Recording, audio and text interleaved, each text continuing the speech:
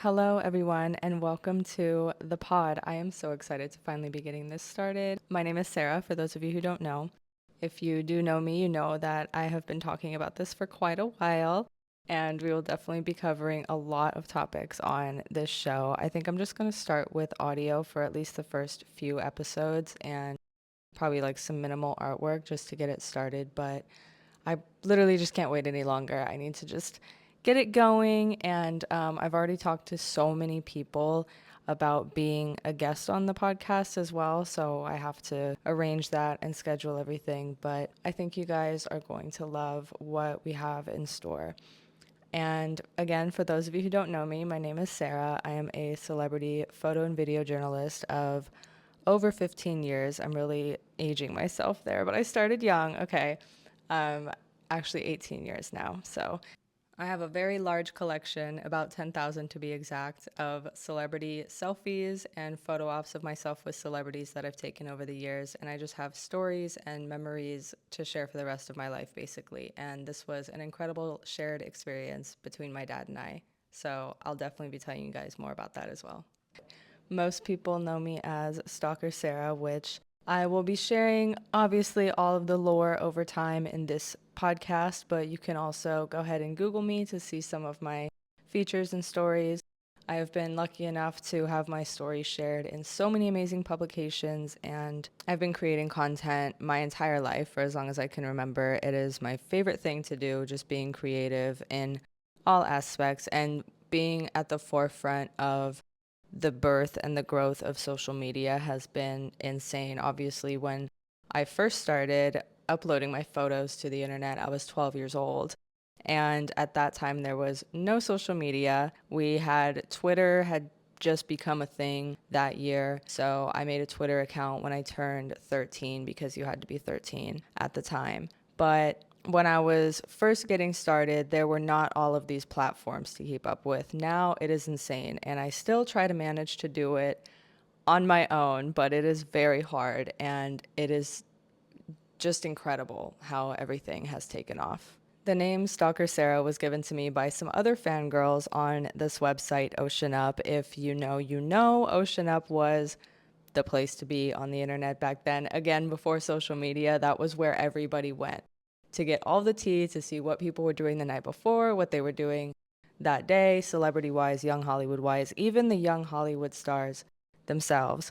I know because they told me would also check Ocean Up all the time. So they started posting some of my photos back in the day, a bunch of photos that I had taken with the Jonas Brothers specifically in this case. And people were commenting, these girls were commenting, and they kept saying like, oh, she's stalking them, she's following them around, Stalker Sarah. And when I saw Stalker Sarah, I was just like, wait, that is genius, that is awesome. I'm just going to use that. I'm just going to embrace it, and we'll see how they react to this, right? Next thing you know, I mean, very quickly, the name started going viral all the time on Twitter.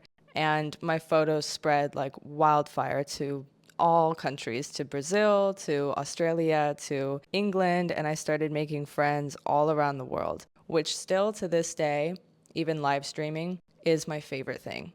I have friends all over the world that I've met on social media, and a lot of them that I've met in real life too. The name Stalker Sarah and the brand as a whole turned into a huge anti-bullying statement on the internet, which I was so proud of, and that was obviously my goal when I took the name on. I was like, I'm just gonna shove it back in these girls' faces, and I'm so happy with, and proud of what it turned into. But I mean, back then on blogs, you get nasty comments, right? And a lot of those like independent websites, they don't have like community guidelines and stuff. So people could say pretty much whatever. And then Twitter came out, Twitter happened. And once I made my Twitter, I am just so glad that I had that mindset going into it, because the comments and the tweets that I got are some of the nastiest things. They're things that you can't say today. Like I see people going to jail for saying things that are not even close to the messages that I received back in the day. So I definitely will be doing story times on that. But if that can just kind of, gauge how bad it was horrific. And like I said, I was only 12 years old. Well, 13 when I made my Twitter. But, I was very young. And I think it definitely affected me later on in life, but at the time, I'm again just so proud with how I stuck everything back at everyone. I recently brought back so much memorabilia from storage. I actually just recently moved into a new apartment. So I have all of this storage from basically, I think, when I first, like the year that Stalker Sarah really became a thing and we moved closer to Hollywood. We put everything in storage. And over the years, I've just been adding to that. And I have stuff going back to when I was probably like 8 or 9 years old, like Disney, Hannah Montana, High School Musical memorabilia. And I've taken some videos, but I have some plans for the memorabilia. But it really like brought back so many memories of stuff that I was like, oh my gosh, I have more like receipts than I even remembered having, you know what I mean? Like I've always been so focused on the photos, but like all the ticket stubs and everything like that. I knew I had a lot, but I didn't know exactly what. I have my Miley World card. Like crazy. So anyways, like I said, we have years worth of lore to uncover in this show and we have all season. I'm so glad that I brought that stuff back from storage because I'm always dreaming about my childhood bedroom. I like the where Stalker Sarah started for it being an early or 2010s brand, Y2K brand. I think the setting was so perfect, and I wish I had more video footage or video footage in general. I don't know if I have any. If I do, it's really low quality from my old cell phones, which I also just brought back from storage and was able to recover because they have SIM cards. We love a SIM card. But my dad and I lived in a 2 bedroom, 1 bathroom townhouse in Santa Clarita when I was growing up. And I went to elementary school out there. I still talk to most of my friends, I think, yeah, that I grew up with, that I went to school with. It's really cool. But we had the most fun apartment. We had like a tropical surf decor vibe aesthetic downstairs. And then my bedroom, my dad gave me the master bedroom after living there for a while, which was awesome because he got me a really nice furniture set, which was like a classic, a beautiful white Victorian, I think, style dresser with a big mirror, like vanity, and then a matching nightstand, a matching desk, and I think a matching TV stand.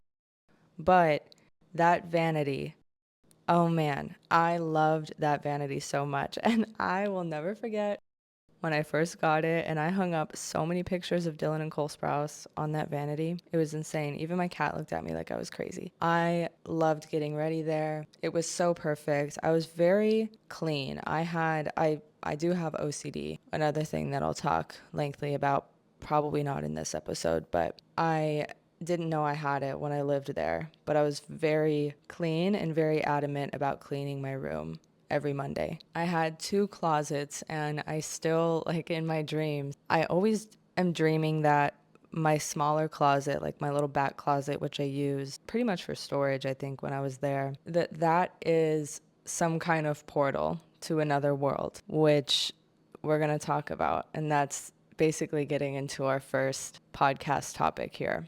My room was hot pink, like classic Y2K hot pink, and covered in posters. I did recently find some photos of that, so I'll probably upload those to Instagram in sync with uploading this podcast episode. I think I'll do that with the audio episodes. If there's anything that I need to reference, you guys could just look at my Instagram. I remember my Britney Spears shrine with the Britney Spears perfume and like my Britney merch because I loved Britney and she is pretty much the main reason. Her and Lindsay Lohan, 2 people that I had all over my walls, are the main reason that Stalker Sarah actually started, that my dad and I actually went to Hollywood and went to the Chateau Marmont, which is in my brain my core memory of like when I realized like, okay, this is going to be a thing. As I said, I'm very passionate about truth seeking, so I was very passionate about finding out what was actually going on with Britney and Lindsay back in 2007. And my dad and I started going to Hollywood, like the places that they went to specifically at nighttime in 2008.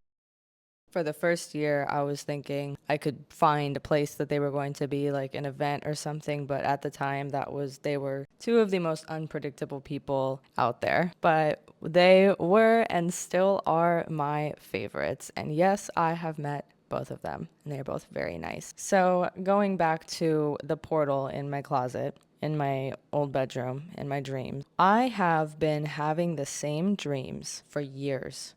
Many years, probably at least 10 years, that I have been having consecutive dreams and paying attention to the fact that every night I go to sleep, and like the way I've always described it is I go to sleep and I wake up in my other life. It's consistent. Whatever happens the night before is referenced the night after. It's really weird. It's not scary. It has been scary a few times when it has turned into like an obvious nightmare, but also like it doesn't necessarily bother me that much. I've always obviously thought of dreams as like messages, and I've always been very spiritual. So in a regular dream, I would go to bed and then kind of have like normal dreams when you're going to bed of whatever I was thinking about. And then I go into a place, and then I'll walk out through one of these many different portals, one of them being the one in the closet. Another one being in my dad's closet of an apartment we lived in only like 5 years ago. So as time goes on, the places that I live in, the different places that I have memories at, create core memories at, start to incorporate themselves in these dreams. But from the beginning, there has always been an amusement park, the ocean. The amusement park is like on the ocean, a hotel that reminds me of Las Vegas, a canyon that reminds me of Malibu Canyon, which is where the bad dreams that I've had have taken place. That's so trippy. And then my childhood bedroom. So all of these important places, well, except for the amusement park, the ocean, stuff like that, but these are places that I've always assumed, okay, I created memories, at the ocean, at amusement parks, at hotels, went to Vegas, whatever, over time. So that's why I'm having dreams about these places, right? Tell me why all of a sudden, 3 weeks ago, I discovered that hundreds, if not thousands of people have been having the same dreams and are describing these places, specifically the amusement park. Okay, wait, no, okay, specifically the amusement park, the ocean, the hotel, the movie theater, which is a venue that I go to every single night. And I, having gone to many venues in my life, I was like, okay, this is just like whatever. But the bathroom in this movie theater are the most horrific, scary bathrooms I've ever seen in my life. And they really, that part I don't like about these dreams. Tell me why everybody on TikTok that talks about it's what now is what's called mall world is what we're calling it. This is the world that we're all dreaming in. Tell me why everybody's been in these bathrooms. This is bizarre. Okay, if you go on TikTok and you look up mall world, everybody is coming together having these same experiences and these same dreams. Okay, now I'm not saying it's unbelievable. I am the first one to believe it. What frequency are we all tapping into when we go to sleep? This is wild. And then like in sync with it, there's this like group 7 thing. I don't know that much about that one yet. Let me know if you're in group 7 though, I guess. I am definitely very curious how many people who are dreaming about mall world. I want to know more about everyone. I want to know what else we have in common. How many people that are dreaming about mall world were in the gate program or like have memories of having like abilities or dreams or anything like that as a child. I for a while have been thinking that my dreams, again, I could like go on about all the different places in my dreams. I did make a little list though, but I have been thinking for a while that it would make a very interesting like sci-fi TV show. I mean, because there's like really trippy things that happen, and the way that I like spawn from place to place, but so like vividly I remember everything, is really trippy. And there's the same people who are my friends have been in these dreams now for probably about 8 years, the same three people. What is that? When I personally dream about the theater, it reminds me of, I always try to associate it with something that I've been to before so I can remember like the layout of the place, but it reminds me of the Hollywood Palladium Theater, only because of the side entrance, not the whole venue itself. It's a lot bigger than the Hollywood Palladium, and it's definitely not located there in my dreams. But imagine if you've been to the Hollywood Palladium before, any fangirls that are listening to this, the side entrance there, that's usually where I like spawn. And there's usually like fangirls there. There's usually people waiting for something or someone. And it feels more like a movie theater than a concert to me. But I usually only make it as far as the bathroom. And then there is a huge parking lot in the back that then goes down like a hill, which I'm assuming, like, again, just in my brain is like the Hollywood Hills. And that goes down to a hotel, which is where the after party for whatever that function was is always at. So I usually don't make it into the actual theater. Sometimes I have, and I have recently, but usually I'm in the bathroom and then I go to the after party, which is just a very Sarah thing to do. So I'm wondering if there's any other fangirls out there that have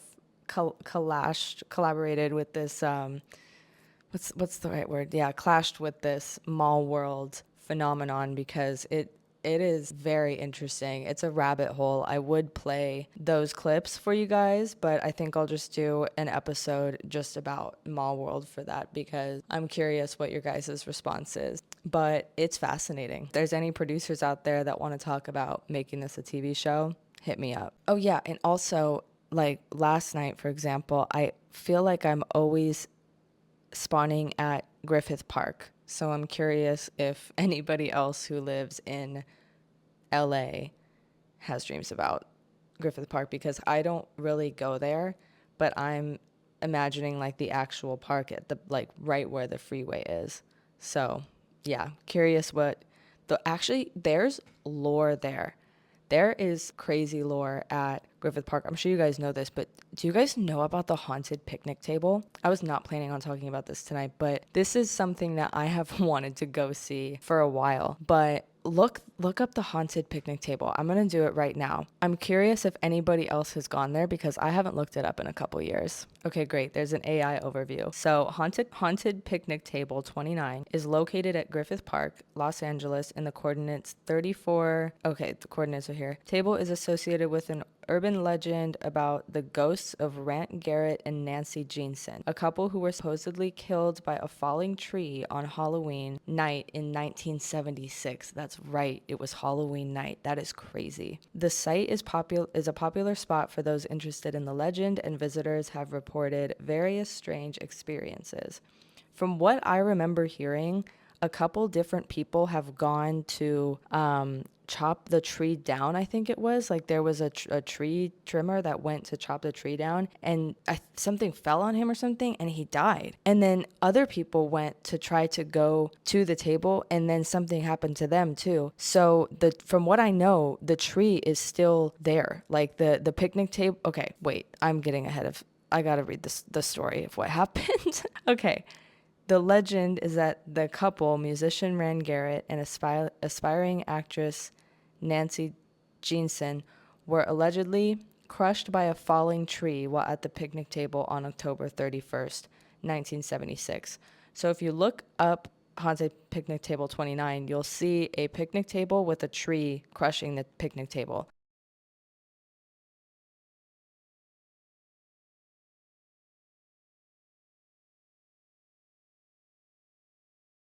On her blog here on a WordPress, she said, days after the tragedy, Morris Carl, a retired city tree trimmer, this is all alleged, was ordered to cut the tree into small pieces so that it could be removed, but he was unsuccessful. In a report filed with his supervisor later that day, Morris describes experiencing an eerie feeling, then shock, when he witnessed the entire tree bounce up and down. Morris's experience became a running joke in the workplace. Even his supervisor, Dennis Higgs, joined in. Tired of it, Morris bet Higgs $500 that he didn't have the guts to cut the tree up himself. Higgs took the bet, and that was the last time that Morris saw him alive. This is according to Lindsay K. Floyd on WordPress. So I'll have to do a little bit of deep diving to see the legitimacy of this, but I'm pretty sure this is true. It says a jogger heading up Mount Hollywood Drive found Higgs on his back, not moving. While paramedics are said to have arrived quickly, Higgs could not be revived. Dennis Higgs' cause of death was listed as a heart attack by the coroner, but some people believe the cause was paranormal. That is pretty trippy. So yeah, it's quite interesting. I would be interested in going and checking it out, but it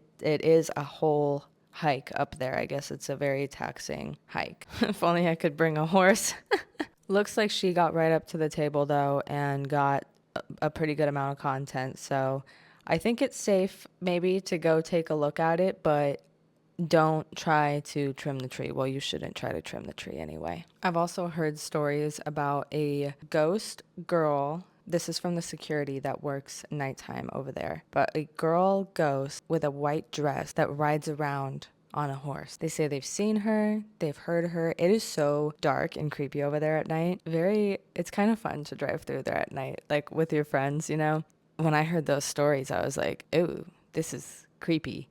And anytime I go over there, I look out for her. I actually haven't been there in a while. Kind of down to go. That's actually one place where it would be fun to drive around in a Tesla and see if you see any spirits on the screen, because allegedly on the Tesla screen, you can see people that are not really there in this life. I need to get out more in general. This has been such a crazy year. I can't believe it's almost the end of the year. I cannot believe Halloween is 10 days away now? That is actually insane. My mental health was struggling for a while. I feel like it's getting better. Definitely last month was difficult. Wake me up when September ends type vibes. I wanted nothing to do with last month, but I love the fall. It's pretty hard to bring me down during the fall time. All of the pumpkin drinks are out and all of the fun treats and everything, and Halloween is fun. We'll probably go to Toluca Lake this year unless something comes up last minute, but Toluca Lake is so nice during Halloween. My dad and I went last year. Also, I feel like everybody knows this just based off of my TikToks and stuff like that, but my dad has been my partner in crime with the Stalker Sarah brand since day one. He took me to all of my events, which is the reason that I've been able to maintain my safety and was able to when I was so young. He raised me by himself and he's my best friend and we still live together to this day. So people are always asking how he's doing, which I really appreciate. Yeah, he's doing okay. He, as a lot of people know as well, and for those who don't know, he has been suffering with heart disease for over 15 years. So that is also something that we have been dealing with on and off all of this time, something that I have been learning about for 15 years. He had another heart attack this year. It was actually on Valentine's Day, which was really weird because his first heart attack was on Valentine's Day as well. This time he had a bit of a injury to his heart muscle. It's really weird how heart attacks are because sometimes you don't know that you're having one. And in this case, he didn't know that it was for sure a heart attack when it first started happening. So it took some time to get into the emergency room because he didn't know what was going on. He thought it was heartburn, and then it basically just got worse. So they put 2 stents in, and they changed, his medication. I think he was in the hospital for about 10 days, 7 to 10 days, and then, he's been recovering and everything, and he always recovers pretty well. I mean, he's like such a trooper. It's insane because another detail that I just told my friend and he got so freaked out over is they actually do the stents, you're awake for that operation. So very crazy thing to think about, and a reminder to eat healthy, take your vitamins, and try to stay on top of your health. But that's the thing. It's weird because he's been eating so well for several years now, but there were a lot of things that contributed to why he wasn't able to eat that well for a while. and I think that that had a lot to do with it. So healthy eating and wellness is something that I am so passionate about. We both are. But he's had a stressful, honestly, like past couple of years, because last year he was a victim of a hit and run, and also the stress and the injuries from that prevented him from being able to walk and exercise as much as before. So those are a couple of things, like walking. Physical inactivity is usually what causes heart disease, but as well as your diet.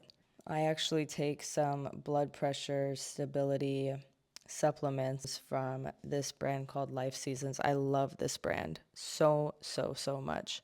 I have 7 of their supplements. And I get high blood pressure as well. I actually went into the doctor several times in a row and they were like, "Oh my gosh, your blood pressure's high." And I remember being like, "Okay, can you stop reacting like you're surprised every time? Like, this is clearly not good, you know?" But I exercise more now and I definitely feel better. So I also measure my blood pressure at home as much as I can. I should definitely do it more regularly. But I love the blood pressure stability supplement from Life Seasons and their anxiety supplement, which is, another way to, I think, kind of take a control of your blood pressure if you're in stressful situations and that's what's causing it. But I definitely am going to have heart doctors and people who are educated when it comes to heart disease, because there's so much amazing information out there and so much that you can do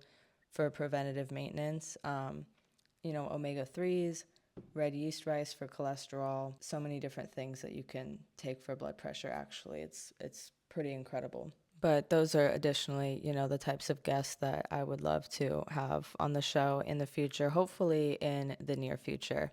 I really tend to shut down during stressful times in life, which is not good and something that I'm practicing getting over and something that I think this podcast will really help me with too. But when my dad had the heart attack in February, I was in survival mode the whole time that he was in the hospital. I didn't leave. I came home, like a few times to shower or whatever, grab clothes, but I went straight back to the hospital and did not sleep at home. I just slept there in the chair. It was actually pretty comfortable. Their rooms at the hospital that he was at were very clean and very nice. I was really happy with that part. But I was, obviously not sleeping well and just trying to stay on top of everything and be awake for everything that happened. And once we got home and settled in, I just totally shut down, and I was doing this like story time series at the time and live streaming, and I couldn't even do it for a second. And I think definitely once I start doing video podcast episodes, I will still upload audio episodes, because sometimes I just, I'm up late and I want to talk, or I want to, deep dive something and don't want to go live or be on camera. But I think I'll start doing more voice streams as well. Just, because I love, again, talking to you guys, and I'm thinking of doing a celebrity story time live show on possibly TikTok. So send your stories in if you want me to talk about them, if you have tips, if you have, whatever, something that you think I should deep dive on, let me know. But yeah, it'd be fun to do a live show. So we'll definitely incorporate that here soon. Whenever I talk about the podcast, like recently when I go live, I'll be like, "Oh, I think I'm going to start the podcast soon." And everybody wants my dad to be on the podcast. So that will definitely happen. My dad also has so many stories, and I know you guys know that. I did a story time I think it was a story time about him, and I posted his picture with Harry Styles, and everybody went wild. Literally that night, I wasn't even there. My dad saw him at Mel's Diner and texted me that photo. And I was like, hello? What's happening? He was like, "I just saw Harry." I was like, "Oh, okay. I'm all right." When I first met One Direction, Harry was the one that I approached because he was my favorite at the time. And he met my dad and shook my dad's hand. And every time I saw him after that, he was like, "Where's it, dad? Where's it, dad?" And I was like, "He's over there. There he is," or wherever he was, And he went out of his way to walk one time when they after they did the What Makes You Beautiful video in Santa Monica at their hotel. He walked like down the sidewalk to my dad's car to say hi. And my dad was like, I'm so like when we were pulling up there, my dad was like, I'm so tired. I don't want to get out of the car. Don't tell anybody where I am. But no, he could not escape Harry. Man, One Direction would have ate up TikTok live. Man, if only TikTok was around in 2011, no, 2011, 2010. Like when they did the video diaries, you know? Ah, like imagine them back. Well, I guess they could only do 2v2s or just doing boxes and like bringing their random friends like Ed Sheeran and like who are their I can't even remember their friends' names now. I used to know all of their best friends' names, ages, whatever, everything about them, like what they did, their jobs, off the top of my head. I can't remember. Imagine like them with their security guards, like Paul. That'd be crazy. Man. You know, if they're not going to give us a real reunion, at least give us something on TikTok, you know? Give us like they could just all be on their cell phones in their own locations. They don't have to all log on to the same server, like share a link or even talk to each other. They could just log on. Somebody could host. I'll host. I'll host. You know what? Here, yes, I will host. They just log in, pop on, say what's up, hello, hi, how are ya? And then, or Jeffree Star could host, It doesn't have to be me, but somebody. It could be a talent show, or they could do speed dating. They should host a speed date. Yes, yes. They should host a speed dating show. Absolutely. That is what made me fall in love with TikTok Live originally was not even my own experience. It was watching speed dating. I had never seen this niche before. I was not exposed to like Riz content, which by the way could get like crazy on other platforms, which is why it's great that TikTok is regulated. But yeah, that is what got me hooked on watching TikTok Live and then like seeing how it worked. And I was like, wait, this is a really good platform. Like I really like the little just the functionality of it and the way you could bring 9 people up in boxes. And it's pretty much just been smooth sailing on there since then. And the speed dating show that I watched is no longer a thing, but I think it's coming back. That's what well, supposedly it's coming back. I'm just, I don't know. I don't know for sure. The host of that speed dating show should definitely be one of my guests on here, though. I think he's one of the best content creators, live streamers at least, on the app for sure, hands down. Like the community is insane. So good. Like really good people, but the loyalty is just immaculate. I have made some of my current best friends on TikTok in the past few years. Pretty much like the people that I talk to regularly are people that I've met on TikTok, and including my friend Alina from Nepal, who everybody loves. She, by the way, Alina, Queen Alina, is in America, which is so iconic. When we first started battling her, talking to her, she was in Nepal with her family, did not think she was going to be coming to America, and here she is. It's so cool. So I'm going to have to do an IRL stream with Alina. I think she's not in California, but I think I'll try to go visit her unless she can make it to California before I can make it to her. I think, or actually, I know that the amount of fun that I have on TikTok is really based on, again, growing up on social media and watching platforms grow and flourish into what they are today. But the features and the virality on TikTok is something that we've really never seen before. And all of these other platforms have censored and changed and have done so much and stuck to standards that females and males too have had to or have felt like they have to live up to. It's gotten so out of touch and so unrealistic over time that I think that TikTok kind of helped bring a lot of people back to themselves in a way. I'm curious to what you guys have to say about that, but the TikTok algorithm, in my opinion and in my experience, has never been malicious, has never sent me anything bad. It's only ever been positive. And the comments that I get on there are very positive as well. So compared to my experiences on other platforms where I don't get nice comments and somehow people are able to send me certain things and do certain things and kind of like compromise my account,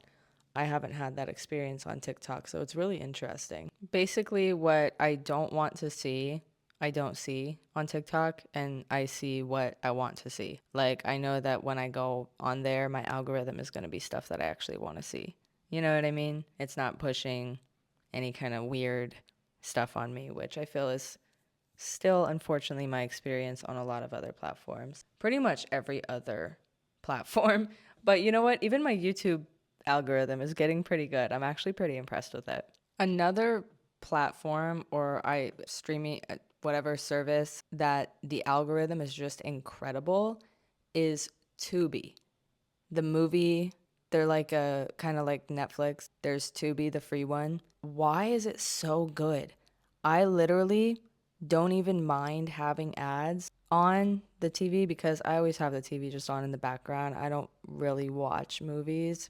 Probably like once a month I'll sit down and I'll watch a few movies, but I usually just have it on in the background. I would rather sit through the ads and know that it's just going to keep playing good movie after good movie than have to like look for a movie every time whatever movie I just watched ends, because I don't feel like I get good recommendations on other platforms. But when I play something on Tubi, it just keeps playing movies like whatever I watched, and they're good movies. Like a lot of them I haven't seen before, but they have so many classics. Like if you look up a keyword, you're probably gonna find like 20 to 50 movies on under that topic. It's insane. Their catalog is huge, very impressive.